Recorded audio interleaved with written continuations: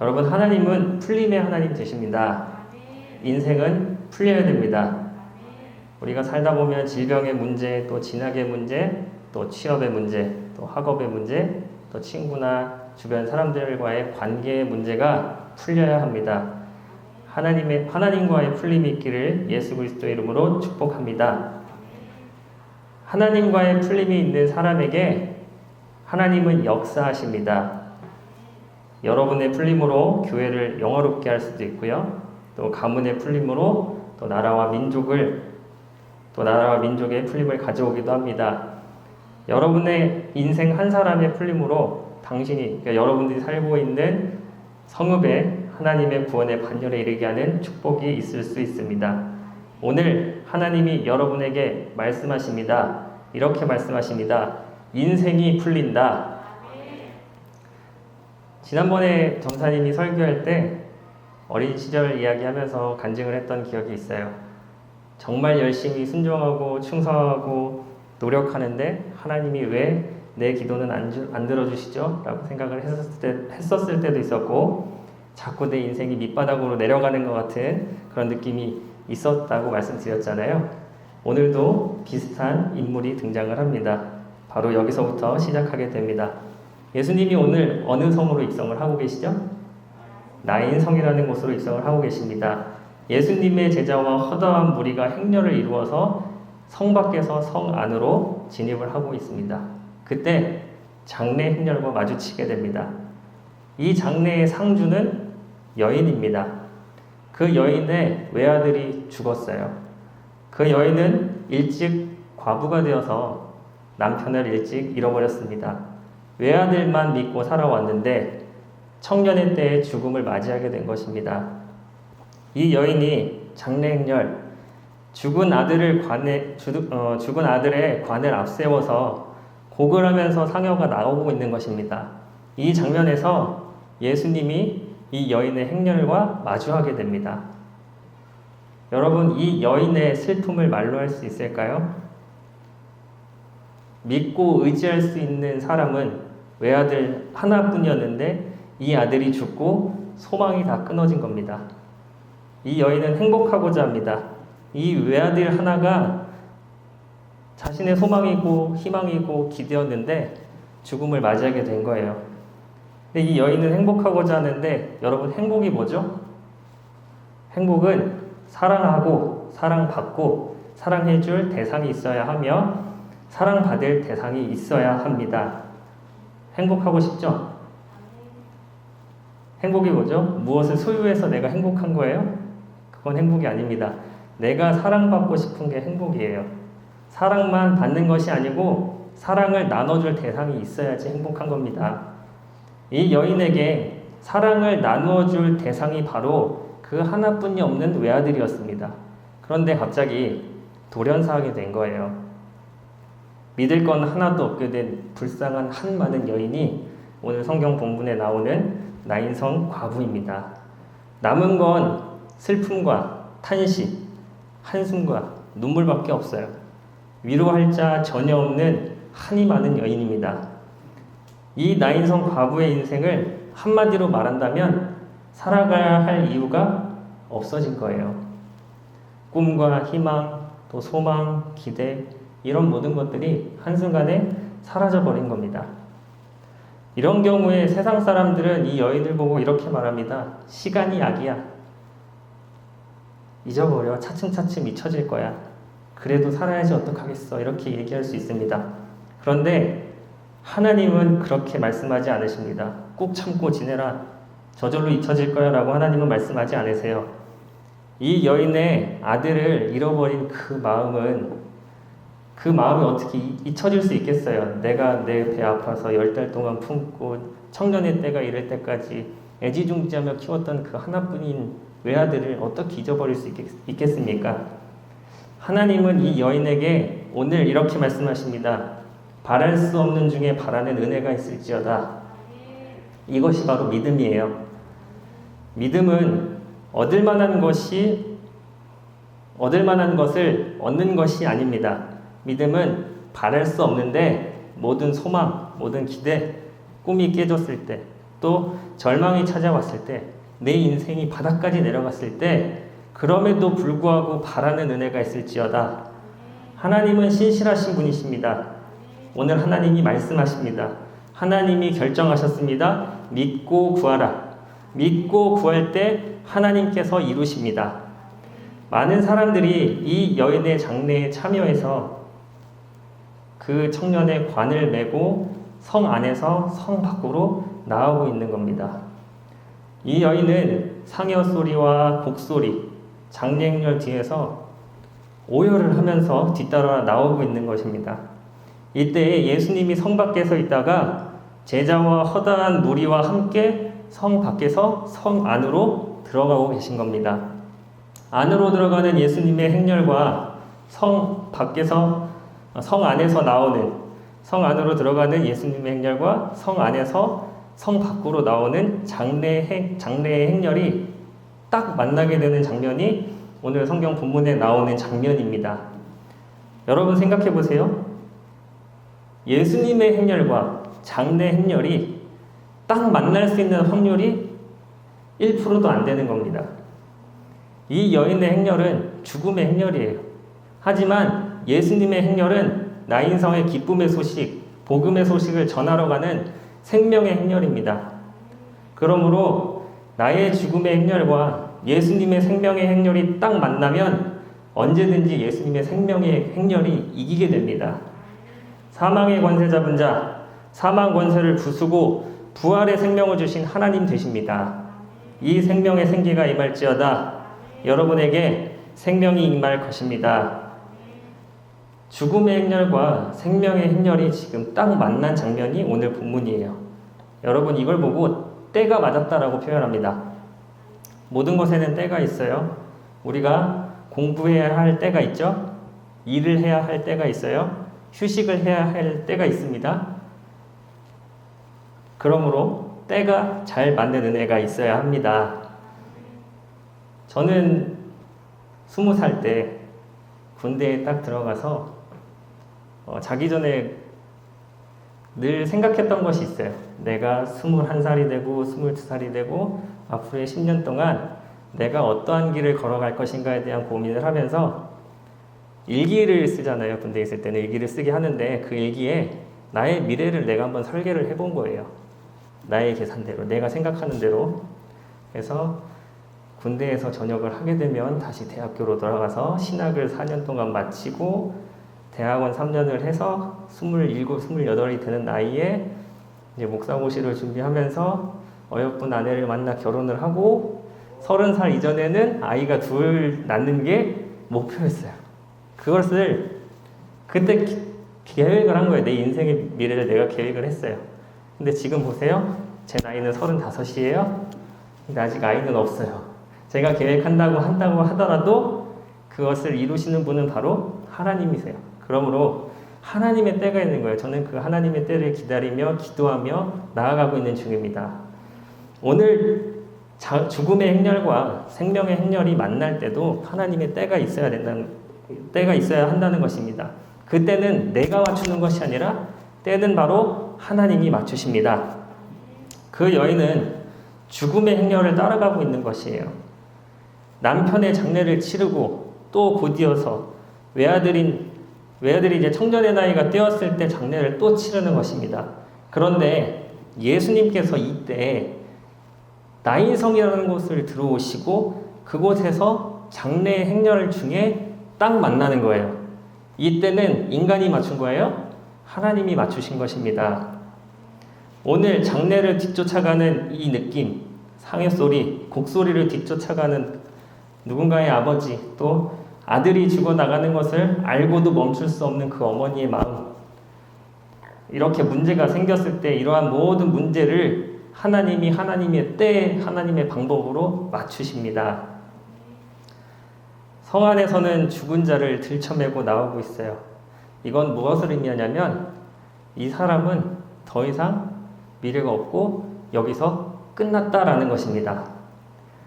우리가 가끔은 이런 생각하잖아요. 내가 어떤 사고를 처했을 때 조금만 내가 일찍 나와서도 이런 사고를 당하지 않았을 텐데 내가 조금만 조심했었더라도 이런 일은 겪지 않았을 텐데 이렇게 후회하며 이런 이야기들을 하기도 하지 않습니까? 예수님은 먼저 알고 계셨을 텐데 지나가는 길에 우리 집에 살짝만 들려서 저한테 이런 얘기만 해주셨어도 라고 생각을 할 수도 있어요. 하나님은 오늘 여러분을 위해서 나인성에 입성을 하고 계십니다. 이 생명의 행렬의 걸음이 그 발걸음 소리가 여러분에게 들릴지어다. 예수님은 이 장례 행렬이 끝난 것과 같다라고 보여지지만 안 끝났다. 아직 안 늦었다. 하나님은 죽은 인생을 뒤집어서 살리십니다. 당신의 인생을 능히 살리고도 남으실 분이 하나님 되십니다. 오늘 본문 13절 말씀을 보니까 예수님이 이 과부를 굉장히 불쌍히 여기신다라고 표현하고 있어요. 주께서 과부를 보시고 불쌍히 여기사라고 기록하고 있죠. 자, 여러분 우리가 생각해봐요. 지금 이 과부의 외아들의 초상이 울어야 할 일입니까? 웃어야 할 일입니까? 울어야 할 일이잖아요. 근데 성경을 보세요. 13절에 보면 예수님이 이 과부에게 한마디 하세요. 울지 말라라고 합니다. 이 여인에게 울지 말라라고 하는 것이 위로가 될 수 있어요? 내 하나뿐인 아들이 죽었는데? 안 되잖아요. 그렇죠? 그런데 하나님이 울지 말라라고 말씀하신 것에는 의미가 있어요. 이 의미를 우리가 말씀에서 찾아보길 원합니다. 계시록 21장 4절 말씀입니다. 다 같이 다시 사망이 없고 애통하는 것이나 곡하는 것이나 아픈 것이 다시 있지 아니하리니 처음 것들이 다 지나갔음이러라. 아멘. 하나님이 그 눈에서 눈물을 씻기시는 거예요. 사망이 없고 애통하고 곡하는 것이 멈추게 되는 것입니다. 그리고 이 모든 것이 지나가게 되는 거예요. 여인아, 울 일이 끝났다. 지나간다. 넘어간다. 그러므로 인생이 풀린다. 예수님이 다가오셔서 관에다가 손을 대십니다. 오늘 누가복음 7장의 말씀을 보고 있는데요. 한 장 더 뒤로 넘기면 누가복음 8장에는 12년이 된 혈류병의 여인의 이야기가 나와요. 이 혈류병 걸린 여인은 예수님이 이 여인에게 다가가서 손을 댄 것이 아니라 이 여인이 믿음을 가지고 모든 인파들을 비집고 가서 예수님의 옷자락을 만지고 예수님의 옷자락을 만지고 나음을 입는 사건입니다. 그런데 오늘 본문에는 주체가 달라요. 예수님이 직접 다가가셔서 상여를 지나 곡하는 소리를 지나서 장례 행렬에 가서 관에다가 딱 손을 대신 거예요. 주님이 먼저 손 대셨습니다. 주님이 직접 손을 대시면 뒤집어져요. 반전이 된다는 것입니다. 그 질병에는 치유함이 들어가고요. 죄와 허물로 얼룩진 우리의 죄를 살리시는 것입니다. 우리가 어떠한 문제를 만나서 내 스스로 해결할 수 없다라고 느껴질 때 거기서 포기하고 난 여기까지야 안 돼라고 생각하는 것이 아니라 끝까지 인내해야 할 것은 하나님의 전능하신 손이 그 구원의 손이 5분 뒤에 나타나실지 5초 뒤에 나타나실지 우리가 알 수 있어요? 없어요? 우리는 알 수 없어요. 그러므로 바랄 수 없는 중에 바라는 믿음이 있을지어다. 이 믿음이 있기를 예수님의 이름으로 축복합니다. 성경의 본문을 보면 예수님이 먼저 손을 대셨어요. 그것은 하나님이 먼저 움직이신 거예요. 하나님이 여러분을 위하여 먼저 움직이실 것입니다. 때로는 인간이 감당할 수 없는 그런 큰 문제들이 많이 다가오잖아요. 그렇죠? 큰 시험이 다가오기도 하고 시험 준비를 하는데 시험 준비가 잘 안 되고 집중력도 떨어지는 것 같고 이렇게 나를 시험할 수 있잖아요. 그렇죠? 그리고 취업을 준비하는 가운데 취직이 안 되고 계속 막히는 그런 일들을 겪을 수도 있고 향후의 이야기지만 그렇게 우리가 인생을 살아가다 보면 마주해야 할 여러 가지 문제들이 계속 옵니다. 그러한 인생들도 있습니다. 그럴 경우에 하나님이 먼저 움직이셔서 손을 대실 것입니다. 더 이상 곡소리하는 것 끊어질 것이고요. 애통하는 소리 끊어질 것이고요. 너의 수치가 동이 서에서 먼 것과 같이 옮겨지게 되리라. 14절을 우리 함께 보도록 하겠습니다. 14절에 보니까 예수님이 가까이 오사 그 관에 손을 대시니 맨자들이 서는지라. 예수께서 가라사대 청년아 내가 내게 말하노니 일어나라 하시매. 예수님이 말씀으로 청년에게 일어나라 하시니 그 청년이 일어나서 앉고 말하기 시작합니다. 다시 아들을 살리신 하나님은 새 길을 여시는 분이세요. 죽었던 인생에게 새로운 일을 주시는 겁니다. 죽은 아들이 살아났어요. 이 죽은 아들이 살아나자마자 제일 먼저 한 것이 무엇입니까? 이 살아난 아들이 제일 먼저 한 일은 죽음의 행렬에서 벗어나 예수님의 행렬과 함께 성 안으로 들어갑니다. 그리고 그 아들이 예수님이 하셨다, 예수님이 하셨다, 예수님이 죽었던 나를 살리셨다라고 외치고 다니는 것입니다. 소망도, 희망도, 꿈도, 기대도 다 잃어버렸던 그 여인도 뒤따라 들어와서 예수님의 행하심을 드러내기 시작합니다. 인생의 풀림을 경험하면 하나님께 영광을 돌리며 많은 이들에게 간증하고 하나님께서 이 일을 하셨음을 전해야 합니다. 간증이 넘치는 태그되길 예수님의 이름으로 축복합니다.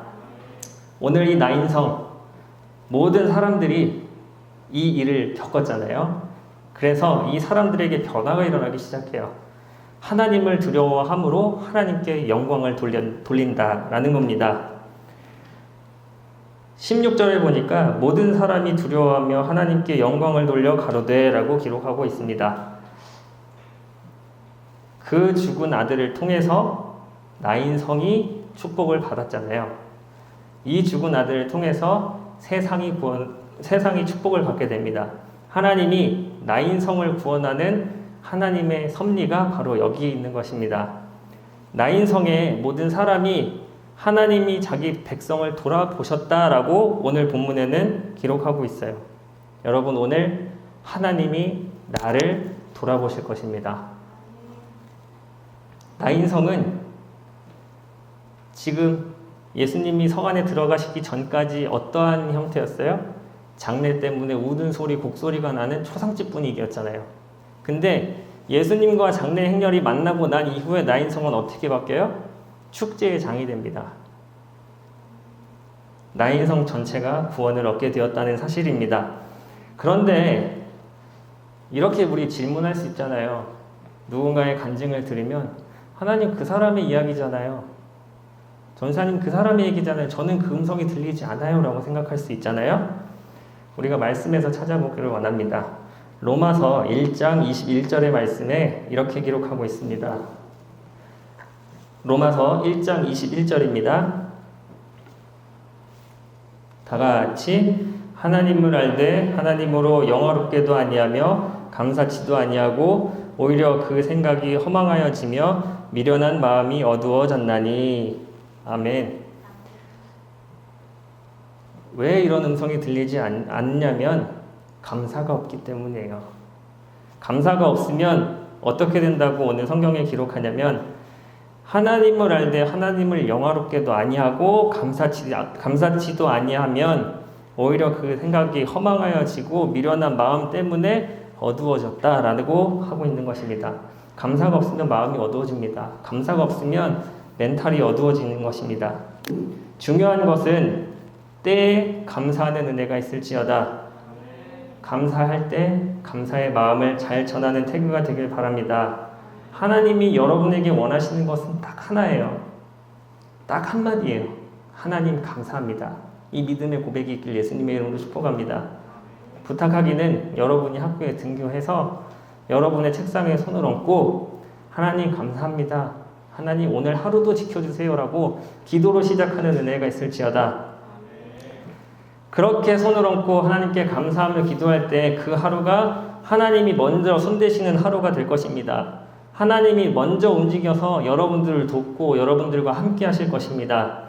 내가 먼저 하고 내가 하려고 하니까 힘들지 하나님이 먼저 움직이시고 내가 때를 맞추는 것이 아니라 하나님의 때를 맞추시는 여러분의 인생이 풀리게 되는 것입니다. 이런 여인, 우리 오늘 나인성 과부, 이 여인에게 이런 축복이 있었던 것입니다. 감사로 푸는 인생이 된 거예요. 본인에게 절망일 수밖에 없는, 미래가 없는, 오늘로 모든 것이 끝난 것 같은 그런 문제를 만났음에도 불구하고 하나님께서 행하신 것을 보고 외면하고 도망가서 난 해결됐으니까 이제 자유해 하고 사는 것이 아니라 하나님께 영광을 돌리며 감사하는 인생이 되었던 것입니다. 나는 떨어져 나간 인생이야, 내리막길을 걷는 인생이야, 이렇게 생각을 할 때도 하나님이 이것을 먼저 움직이셔서 막아주셨고, 오히려 나의 죽은 행렬이 예수님의 그 기쁨의 소식을 전하는 생명의 행렬로, 예수님의 행렬로 동참케 하셨다는 것입니다. 나의 인생을 통하여 나의 나인성이 구원을 받게 됩니다. 여러분들에게 이런 축복이 있게 되리라. 나의 나인성 과부의 이야기를 통해서 모든 것이 끝난 인생을 하나님의 때에 하나님의 방법으로 하나님이 역사하셔서 반전된 인생을 허락하신 거예요. 그래서 여러분들도 인생을 살아가다 보면 마주하는 모든 문제들 속에서 불평과 원망을 가지기 전에 하나님을 바라보고 바랄 수 없음에 바라는 믿음을 가지고 하나님께 구하는 태그가 되길 예수님의 이름으로 축복합니다.